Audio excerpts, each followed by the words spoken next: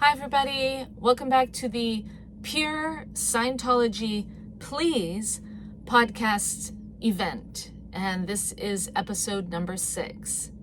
Today's podcast is going to be a quick conversation about my work with Woodstock era songwriting legend Melanie, one of my most absolute favorite people ever, one of my most favorite people to ever have a conversation with. And I want to talk about her because she had a lot to do with my transition from my time in Nashville to what I'm doing now. So I'm going to just go right through it.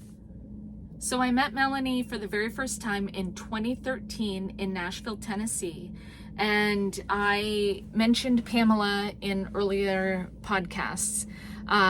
She had called me actually and told me that Melanie lived in Nashville and that she wanted me to go talk to Melanie and just find out how she was doing. And I wasn't able to do that. I can't remember why it didn't work out at that time.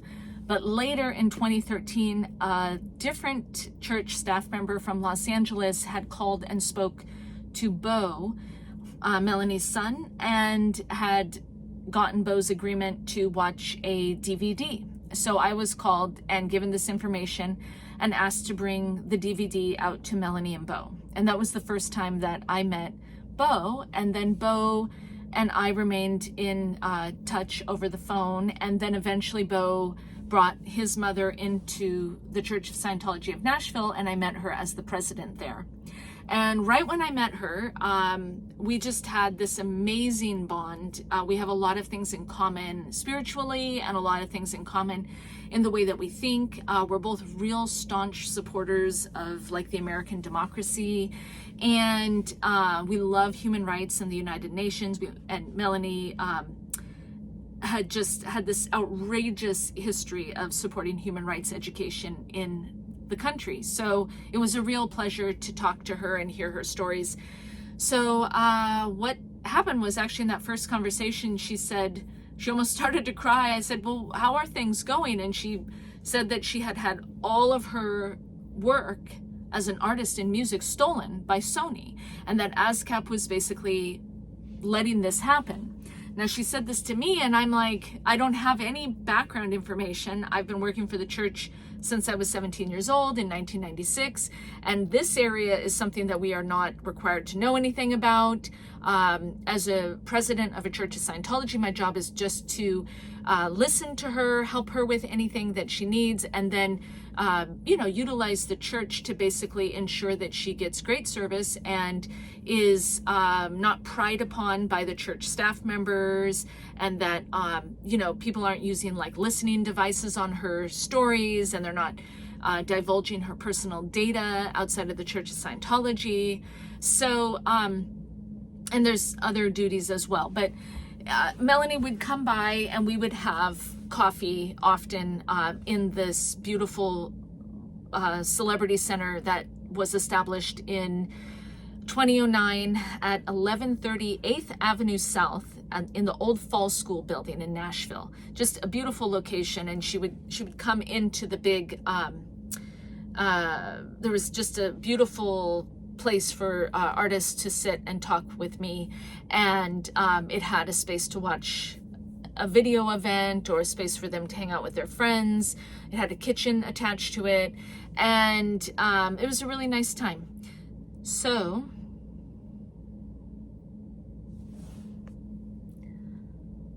where did it all go wrong for me? So I'm not sure. I still don't know. I'm not privy to that information. It's kept a secret from me, literally. So if you've heard something, please tell me, because I'm still trying to find out. And that's not a joke. But what I saw was that in 2015, I organized a Peace Day event to be held at the Church of Scientology. We had a big, beautiful parking lot. Reggie Wooten from the Wooten Brothers and his brother, who's like 5-time Grammy award-winning drummer, Royal Wooten, both were going to participate in this concert that Melanie was going to headline. And we had great artists.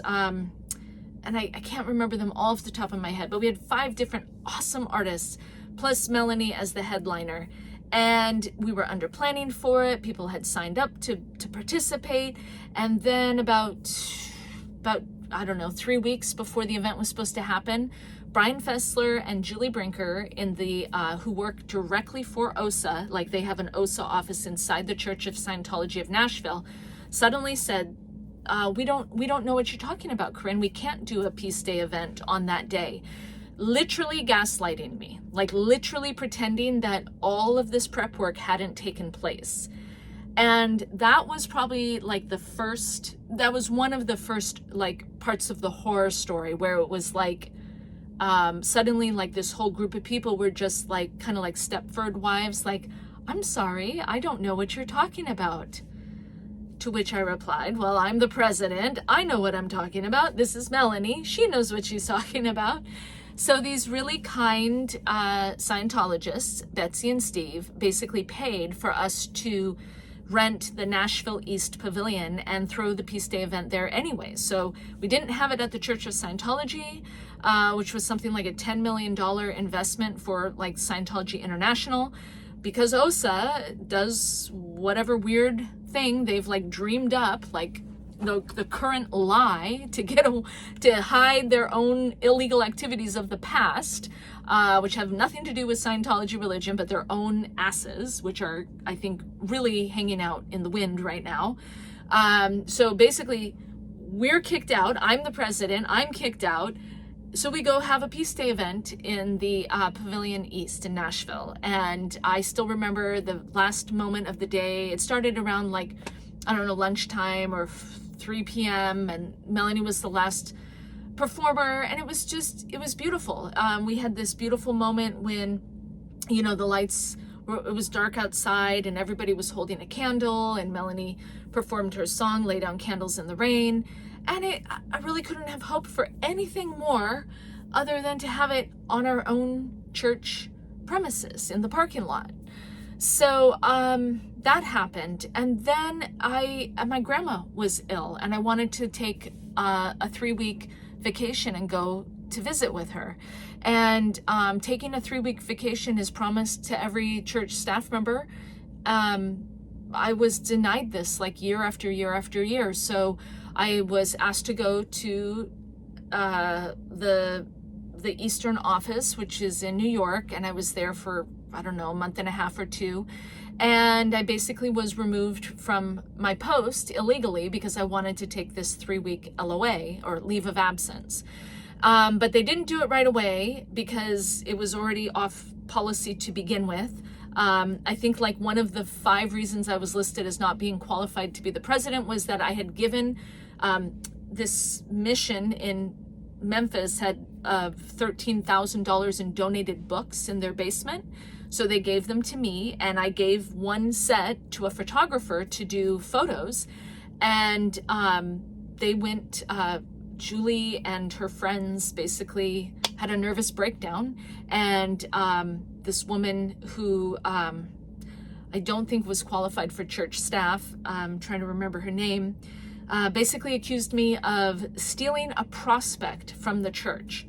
So in other words, someone paid thousands and thousands of dollars to give books to my office or to Memphis, and Memphis gave them to me to give them away as publicity tools. And I opted to give one set to a Scientologist so that the church that didn't have the funds to pay the photographer to do the work, so the photographer could get a book set that would cost her $3,000 normally.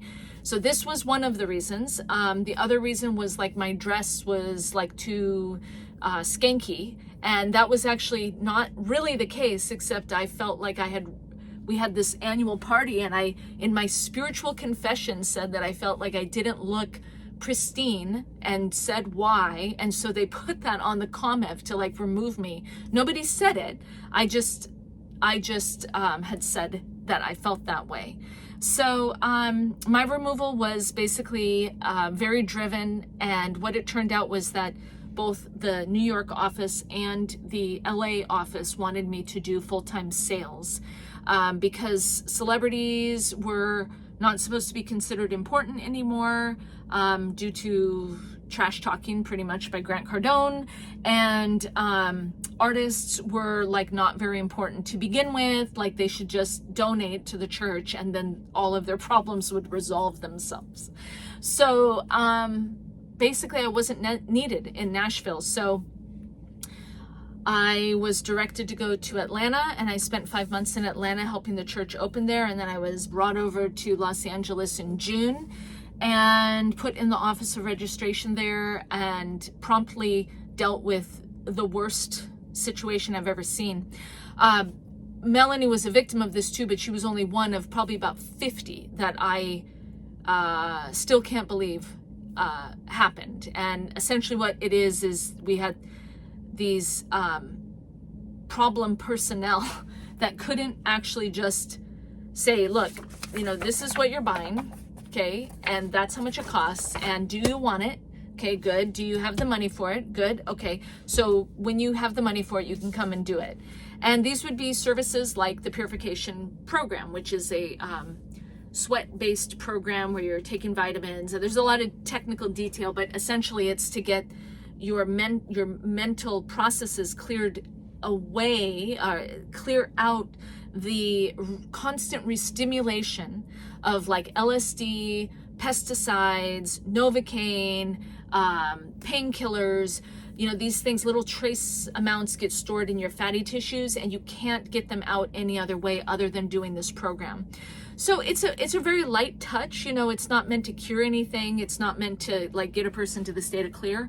But what it does is it removes one element that can come into play when a person is actually trying to contact through Scientology discourse, through Scientology spiritual methods, their past moments when they dealt with drugs.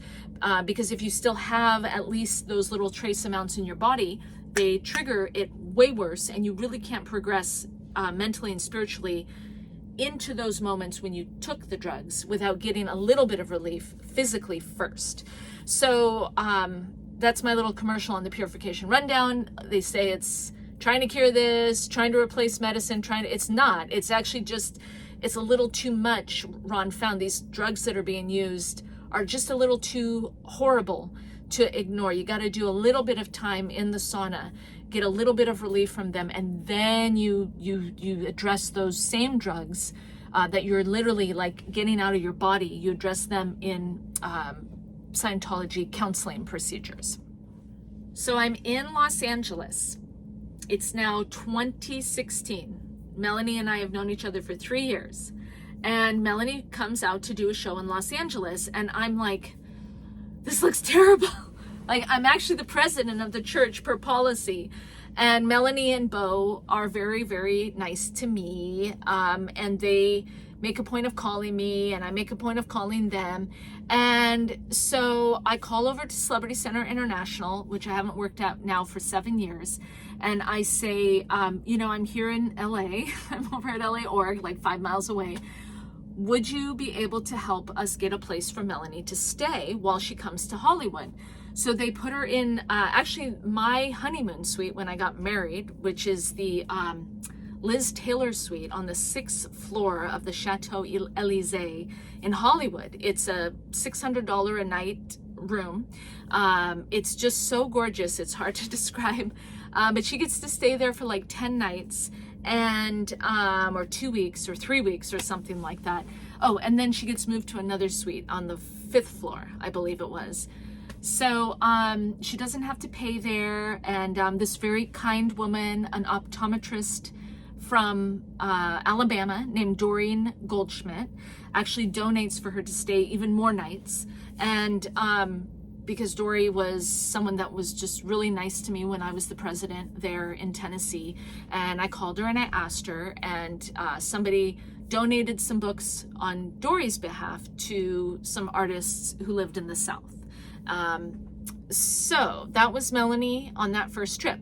So while she's working with Noah in the president's office, she comes over to see me, and Bo says, I want to do the Purification Rundown where Corinne is working, which is at Los Angeles Organization. So there's a person in the office, his name is George Hubbard, and he sits down with Bo, and they get him his first credit card that he's ever had in his entire life. And it has enough money for him to pay $2,500 for the purification rundown. So then, little do I know, over the next like 48 to 72 hours, Melanie is being stalked essentially by celebrities who are convincing her to ask for credit that she has never had before. Melanie was sort of like anti-credit, or she was told she could never have a credit card, or she never had a credit card. This was 2016. Her husband had died in 2010. So she ends up with $100,000 in credit cards, and all of them get charged to the Church of Scientology. And so she comes to see me, and I'm like, I already knew what Melanie's financial status was. She was, primary concern was she had had a bad hernia operation, and she was in constant pain with her guts. She was basically like dealing with like sepsis all the time. So this is a very life-threatening scenario for her, So she gives this huge amount to the church, and I sat on the couch with her for a while, and I was being scrutinized because I'm supposed to say what a wonderful thing this was. And it would have been if she could have physically done the church services, but she wasn't even able to stay in LA without somebody paying for her to stay, in a hotel. And so what ended up happening was this person from the Delphian school, Cherie, in the registration office, recommends Noel Deeger from the Delphian school in Sheridan, Oregon, who was a teacher that was really nasty to me, and hadn't talked to him in years and years and years. And so I'm asked to basically recommend to Melanie that she do this loan with Noel so she can pay, like, in the end, she borrowed something like, I don't know, $50,000 from him to live in the hotel at Celebrity Center, which she lived at for 5 months.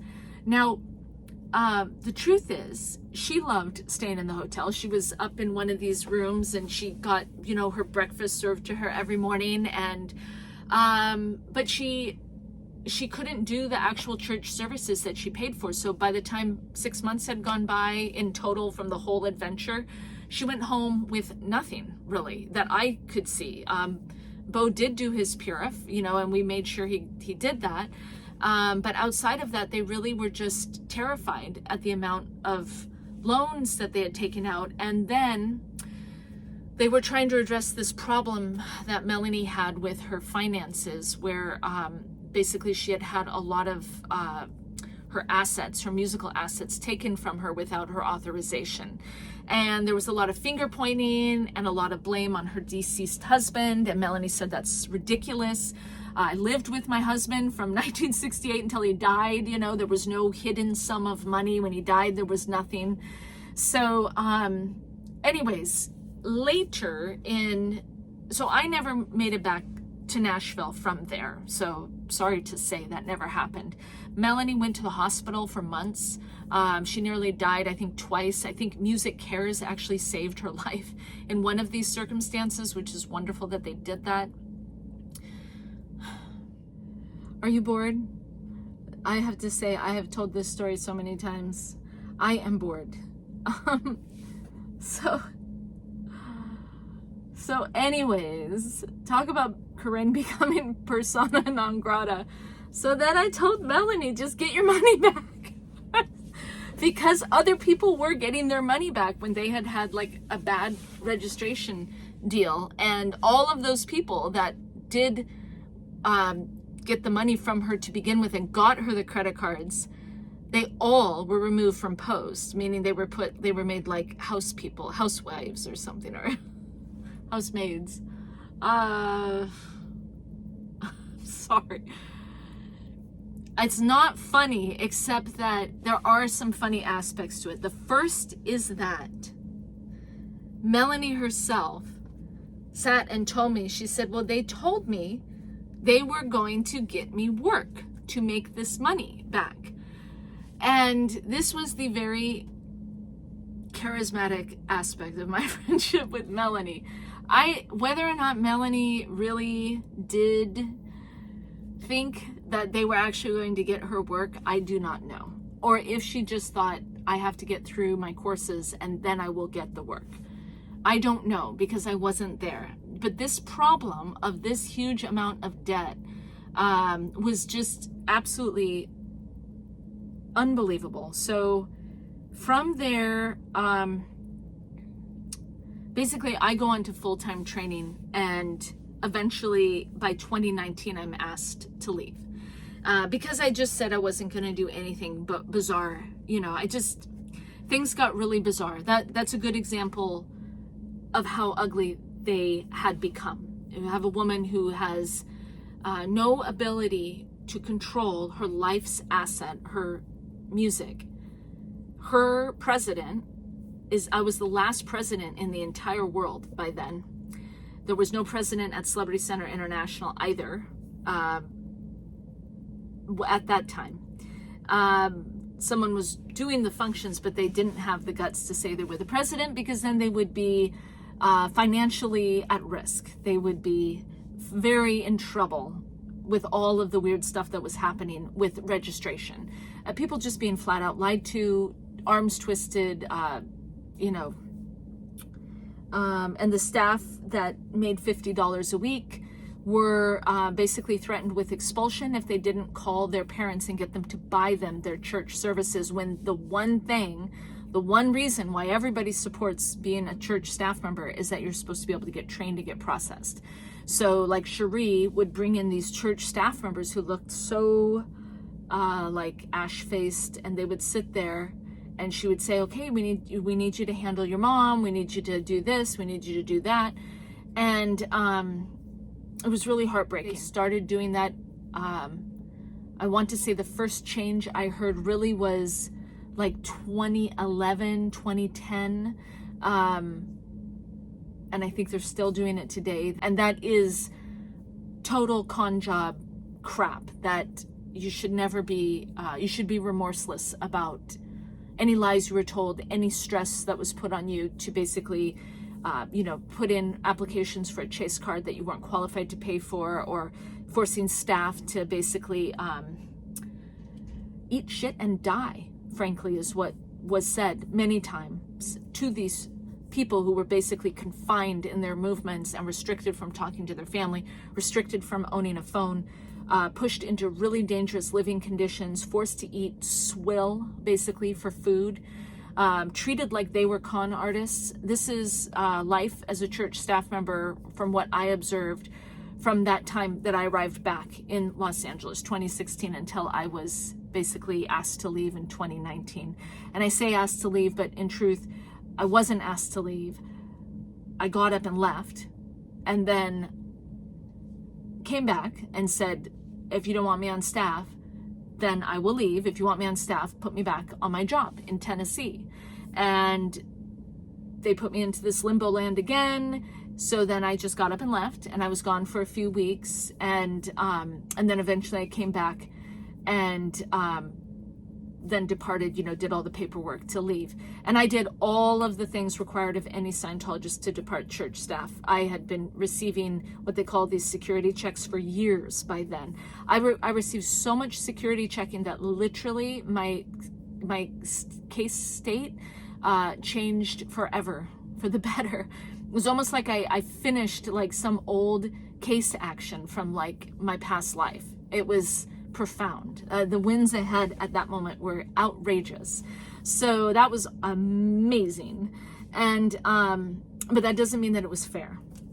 It just means that auditing is great and the e-meter does work. I'm rambling. Anyway, so Melanie and I, so 2019, now I'm not working for the Church of Scientology. So then Bo says to me, Mom feels so much safer when you're around. And she had a long, very troubling situation in her life where she was fairly certain that her family member, her husband, had been murdered. And so she had me sleeping on the couch, and I went on tour with her during the whole Woodstock 50th anniversary tour that a booking agent called Blue Raven Booking had put together for her, a number of stops in the East, which she told me was just like what Peter would have booked. And So she went and did all these shows, and I was driving her. I was, schlepping things, as she liked to say. And that was when I finally, as a non-church staff member, was able to find out the real gory details of all the business maneuvers that had taken place against Melanie and how bad they had been. So in 2019, I kind of wanted to go home. I was trying to write some books about my dad's life, and Melanie basically gave me a whole bunch of tapes that were old as my payment, and to try to spend as much time as I could to basically lobby on her behalf with these corporations that were being paid her earnings. And we made a lot of progress together. Very sadly, in January of 2024, Melanie passed away. And I just wanted to kind of fill in this mysterious gap of information as to how Melanie and I met, why she was so important to me, and why I always felt responsible for her, because during the whole time I was working with her, she had this massive debt that she got when she was in Los Angeles. And it was, the tables had turned, because by the time I said, why don't you give Melanie her money back, like get a refund, which is against the church policy. Well, now Melanie was sort of the go-between between me and the president's office, whereas for years and years I had worked for the Church of Scientology. So that was not resolved. She had a massive debt until the very end, and it's really a shame that it had happened to her at all. And I think there's a few details I left out, but why ramble on and on when you may not even care to begin with? Thank you for listening to what I've said. And check out the Article 27 Music Project, which is what I launched with Melanie. And check out Melanie's music. It's really wonderful. Melanie Safka. Thank you for listening, and I'll see you on episode 7.